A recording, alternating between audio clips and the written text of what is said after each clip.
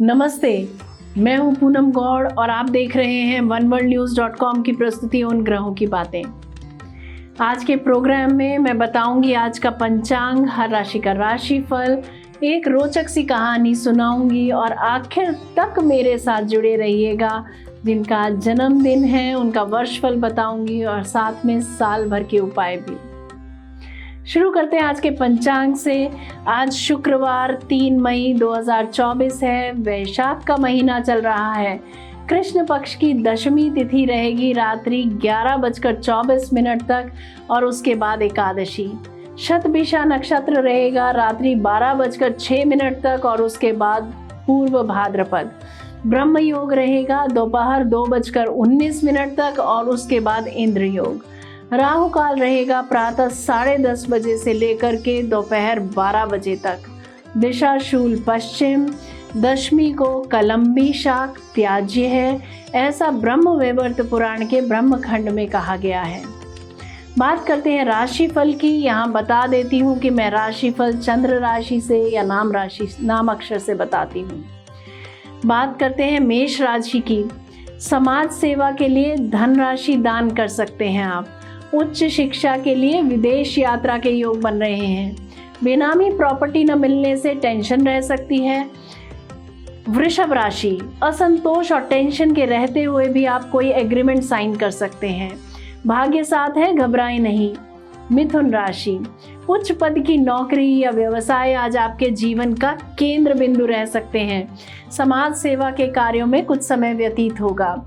कर्क राशि, खान पान का ध्यान रखें, कोई रोग बढ़ सकता है, जरूरत से ज़्यादा न खाएं। पौष्टिक भोजन ग्रहण करें। विद्यार्थी मेडिकल या लॉ की स्ट्रीम चुन सकते हैं। लीडर्स के लिए दिन अच्छा बीतेगा। सिंह राशि, ऑकल्ट में रुचि रह सकती है। घर में रहकर मेडिटेशन करें, बाहर जाना टाल दें। संतान से टेंशन रह सकती है। कन्या राशि, प्रॉपर्टी डीलर्स के लिए दिन अच्छा है। रिश्तेदारों के साथ, पड़ोसियों के साथ दिन अच्छा बीतेगा।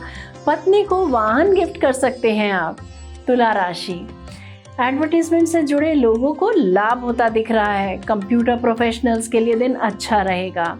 गला चेक कराने डॉक्टर के पास जा सकते हैं। वृश्चिक राशि, संतान पर धन खर्च कर सकते हैं।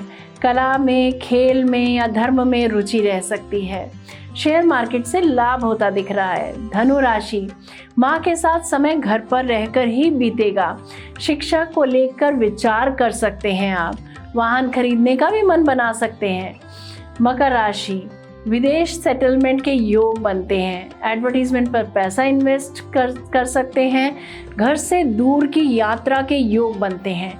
लेखन के कार्य में मन लगेगा। कुंभ राशि, लाभ ही लाभ होता दिख रहा है।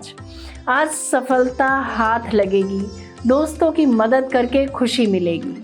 मीन राशि, मान सम्मान की प्राप्ति के साथ साथ व्यवसाय में सफलता होती दिख रही है।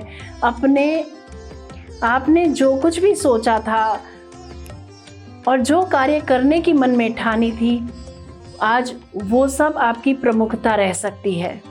बात करते हैं कहानी किस्से की। एक ब्राह्मण के 4 पुत्र थे।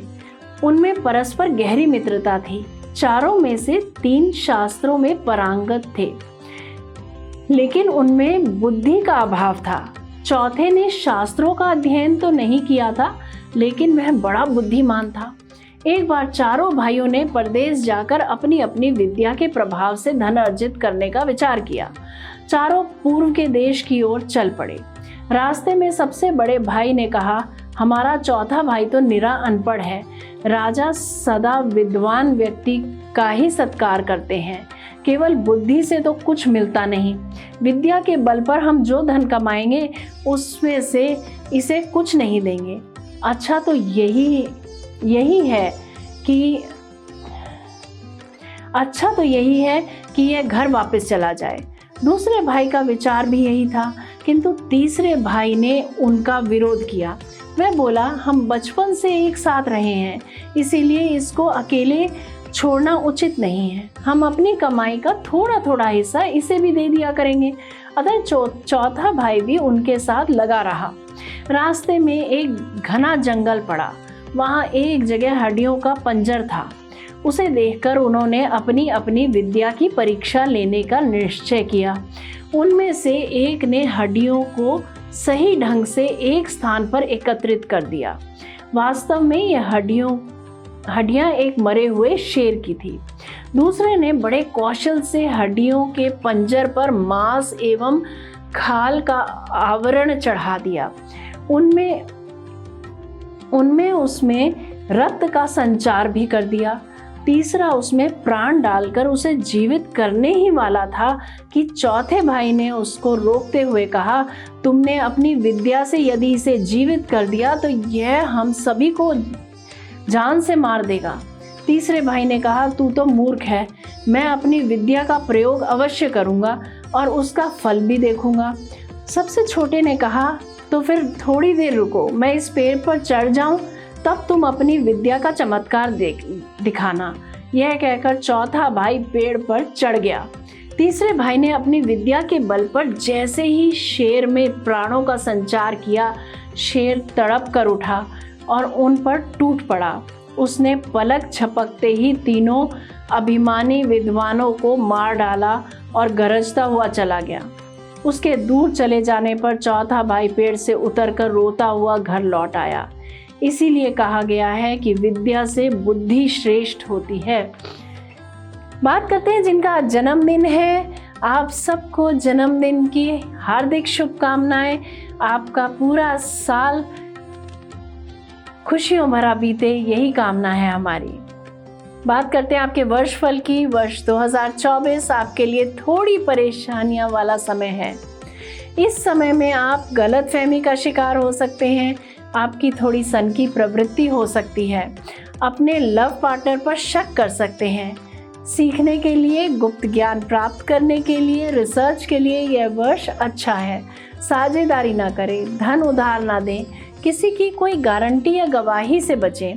इस समय में आप बहुत एकवादी उन्नति अथवा धन संपत्ति के लिए परिश्रम करने की बजाय आप अपने अंतःकरण और आध्यात्मिक उन्नति के लिए जो ज्ञान प्राप्त करना है, समय का सदुपयोग उसी में करें, यही श्रेष्ठ रहेगा।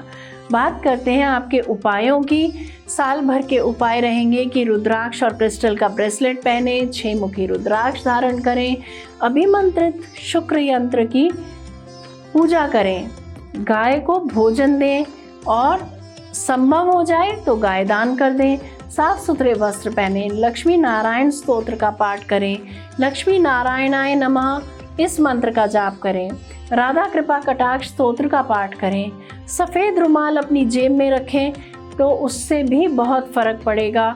और अगर आप शुक्रवार के दिन लक्ष्मी नारायण को, श्री हरि को खीर का भोग लगाते हैं और खीर आपस में घर के लोग बैठ के खाते हैं तो भी बहुत उत्तम फल मिलेगा। अगर आप मेरे बताए गए उपायों में से कोई 2 उपाय भी बिल्कुल लग करके नियम पूर्वक कर लेते हैं तो आपकी सारी परेशानियां दूर रहेंगी।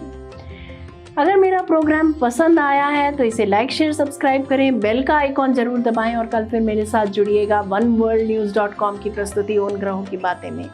नमस्ते।